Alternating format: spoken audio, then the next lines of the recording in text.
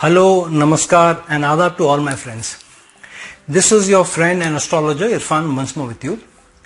Today's topic is about when and in which situation or when is the best phase of our life as per astrology.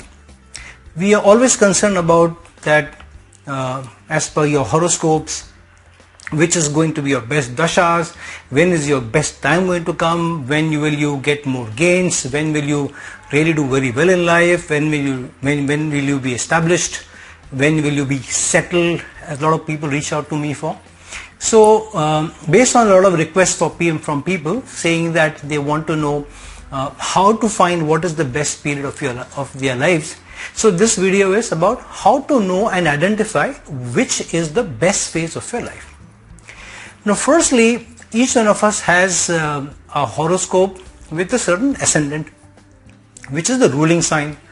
So you start from Aries, then you go to Taurus, then Gemini, then Cancer and so on. Then you have planets which rule various signs, and based on where they are placed, they give different results. Now astrology has divided the planets into two main brackets. One is the Devatas, the so-called benefics, and you also have the Danavs and the so-called malefics. Now the Devatas or the group of Devatas, so-called benefics, are not all Devatas. There are some Danavas also which are also benefics, and that's where the lines are a little bit overlapping, whereas benefics and malefics are concerned. So universally the accepted benefics are Jupiter, Moon, Mercury and Venus, where Jupiter and Moon are part of the Devatas, the Devata gang, and Mercury and Venus are the Danavas, but they are also the benefics. So the first condition where you have the best phase of your life is during the dasha or the period of the benefic planet which is best placed in your horoscope. So that's the simple rule.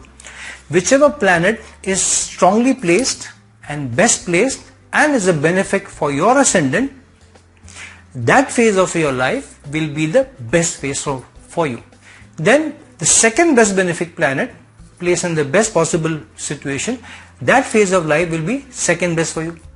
So let's take it one by one. For example, if a benefic such as either Jupiter or Mercury or Moon and Venus, the universal benefics, if any of the four are placed in the sign of their exaltation, we all know that certain planets, when they are placed in certain signs, which are usually not their own sign, except Mercury, we'll come to that. So in some signs they are in the best possible situation to give very good benefits, and that's where they are called as exalted. So for example, Jupiter is exalted in Cancer, Moon is exalted in Taurus, Mercury is exalted in its own sign, which is Virgo. We all know that. So a benefic planet which is placed in a sign of its exaltation gives the best results during its dasha.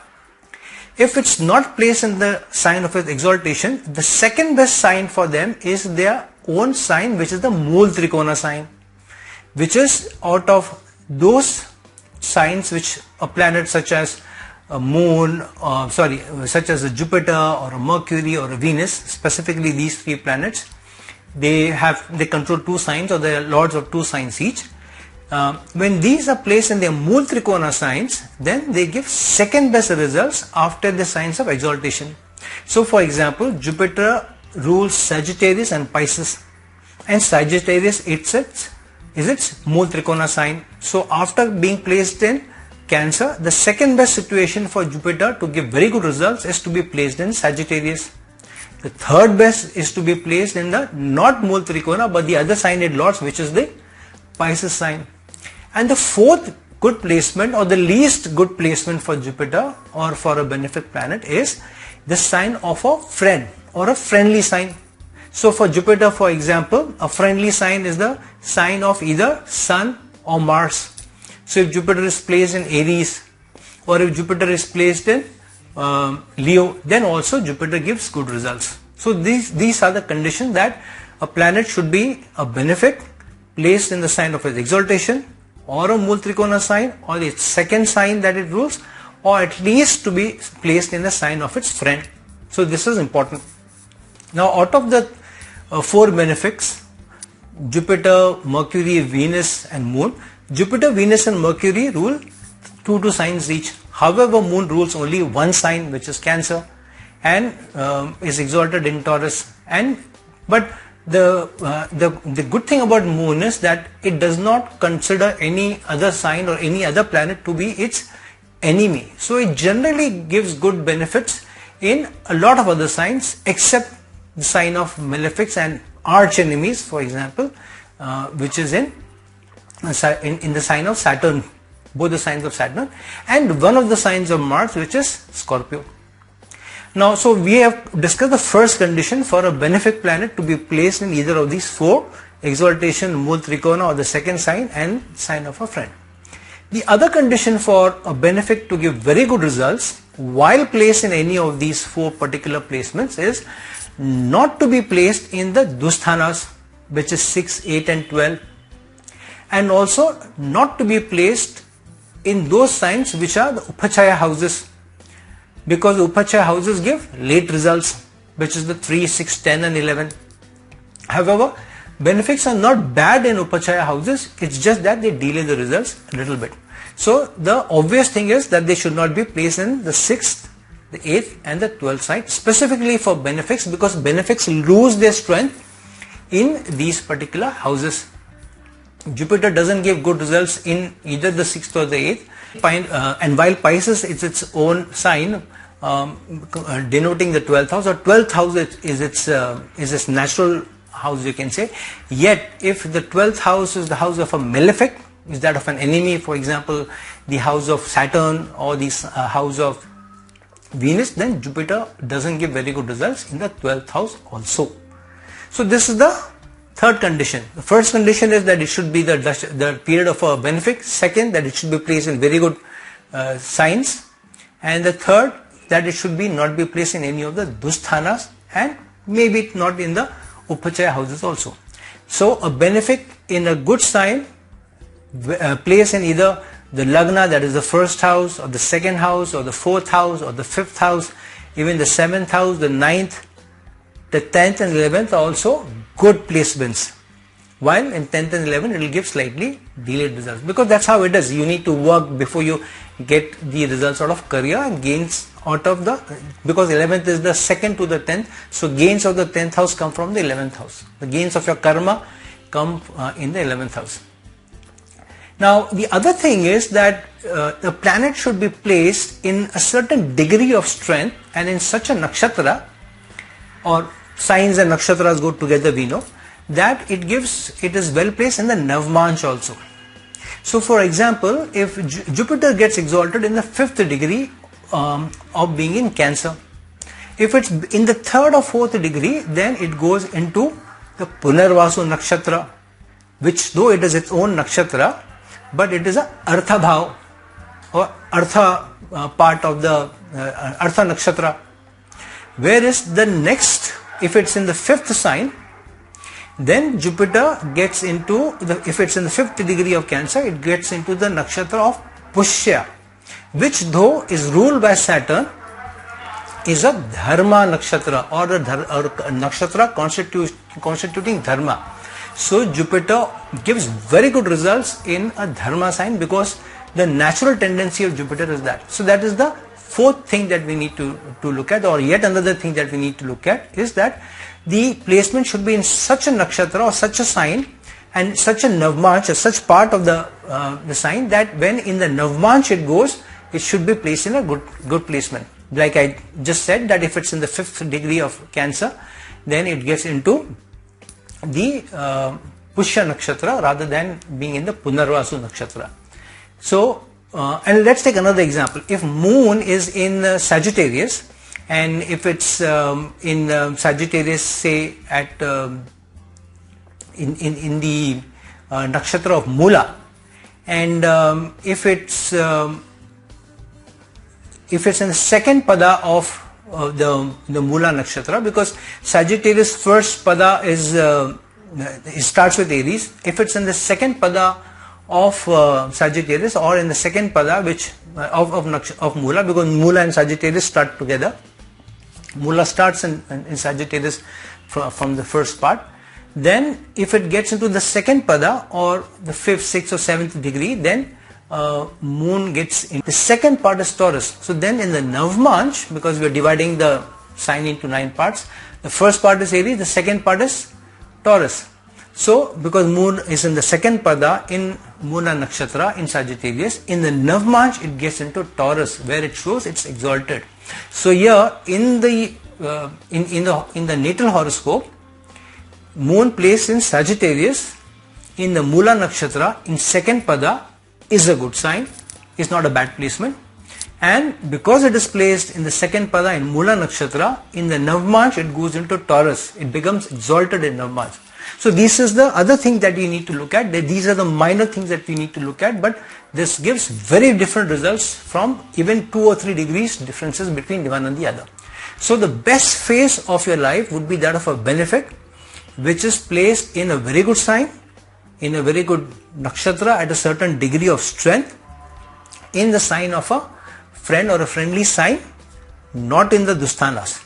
And it should get into a good sign or house in the Navmanch. Now the other thing which happens is that the Antardashas also play a huge part or big part. Now the benefic should not have any negative conjunctions of a malefic with it, or should not be in a conjunction of a planet which has its aspect on it, a malefic aspect on it. For example, if Jupiter is sitting in the 5th house, whereas Rahu is sitting in the 1st house, then Rahu is aspecting Jupiter with its 5th aspect. And if Saturn is sitting, for example, in the 3rd house in the same horoscope, then Saturn is also aspecting Jupiter with its 3rd aspect. Saturn has a 3rd aspect, but Jupiter can't aspect it back. While Rahu aspects Jupiter, Jupiter can aspect Rahu back with its 9th. But now there are 2 malefic aspects, 2 negative aspects on Jupiter. In such a placement also, a lot of strength of the planet is taken away. So in its own dasha and in the antardasha of the planet which aspects it, it may not give the best of results which would be otherwise be possible if it's not under aspect. So if Rahu would not be aspecting Jupiter, then in Jupiter Rahu dasha antardasha the results will be different and slightly better. But because Rahu aspects Jupiter in the natal chart, so when Jupiter Rahu dasha comes, then you can expect that a lot of goodness of Jupiter goes into controlling the negatives or the maleficity of Rahu, and then also Jupiter Saturn of Saturn. So Jupiter's a lot of energy is expended in controlling the negatives of the other malefic planets. So that is the other condition. Jupiter should not be in conjunction or under aspect of any of the malefic planets also, or the benefic planet should not be under the negative aspect or negative conjunction of any of these planets, otherwise the results may not be very good. And then the last condition, which is also very important condition, is that the planet should have enough strength in degrees, and that it should be able to give good results, and it should be come during that part of your time when it should not be a start of your life when till you're 15 years of age, because you're in complete control of your parents. There is not much you can do during that time. Neither should it come very late in life, like beyond your 50 years, because then you have most of your life is already over and you are not able to enjoy the fruits of your gains, of your goodness later on, which may probably be enjoyed more by your children and your grandchildren. So the best phase of your life is that planet which is a benefic, very well in strength, placed in its own sign of exaltation or Mool Trikona sign or the other sign or a friendly sign, not in conjunction with any malefic or under aspect of any malefic, placed in a good house, like that's the Lagna or the second house, the 4th or the 5th or the 9th, which are the houses of gains. And to some extent even the 10th and 11th is not bad. and it should also be in that part of its degrees where even in Navmash it gets into a good placement, so that overall results of the planet are very good. So these are the simple conditions under which a planet can give very good results. Now the other thing is that sometimes these are general benefics or malefics. However, for certain ascendants, some of these benefic planets may also become malefics. So for example, for Cancer ascendant, because Venus is inimical to Moon, so, and Cancer sign is ruled by Moon, so Venus becomes a Maraka or malefic planet for those who have the Cancer ascendant. For Cancer ascendants, because Venus is inimical to the Moon, so then Venus becomes the Maraka or a malefic planet for Cancer ascendants, because Venus rules the 11th house, which is also Upachaya house, and Venus also rules the 4th house. So the Dasha of Venus, it may give ups and downs for Cancer ascendants even when it comes with a benefic planet. So the placement of Venus becomes very important. Also its strength becomes very important because it's a malefic planet for the Cancer ascendants. The second Maraka for Cancer ascendants is Mercury. One, because Mercury rules the 12th house, which is the Gemini sign, and Mercury also rules the 3rd house, which is also an Upachaya house. So Mercury also becomes a malefic planet and a Maraka for Cancer ascendants. So this is the other thing which you need to see, that even for some ascendants, so-called benefics can also give malefic results.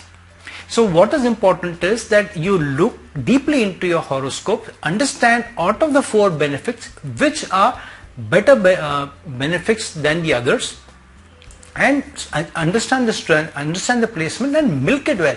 If you have a Ferrari car, if you have a good car and a Ferrari fast car, and if you don't drive fast, if it's a convertible, you don't allow the wind in the hair, then what's the point? If you have buffalo which gives good milk, then you milk it well. So you need to get the best out of the strengths that has been given to you. If you are very intelligent, you have to use your intellect, otherwise what's the point? Same thing with planetary placements.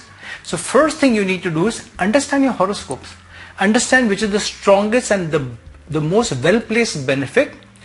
Even malefics may give you good results basis the ascendant. Some malefics can become benefics for you because they are friendly planets.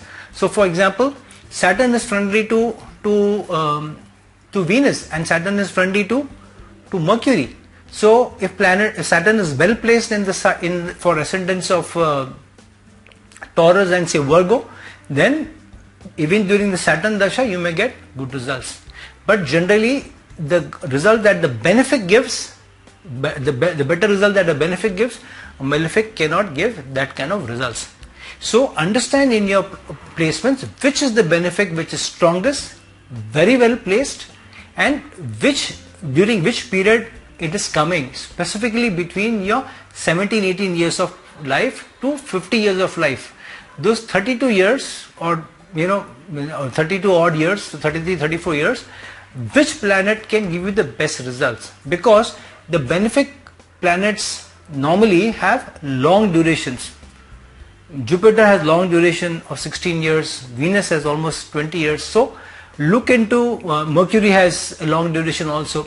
So if the benefic period comes during that time, say 20 years of Venus comes from your 20th year to 40th year, then you have a lottery. So you understand those and understand how to milk it very well, how you can extract the best out of it, during what antardasha you can extract best out of it.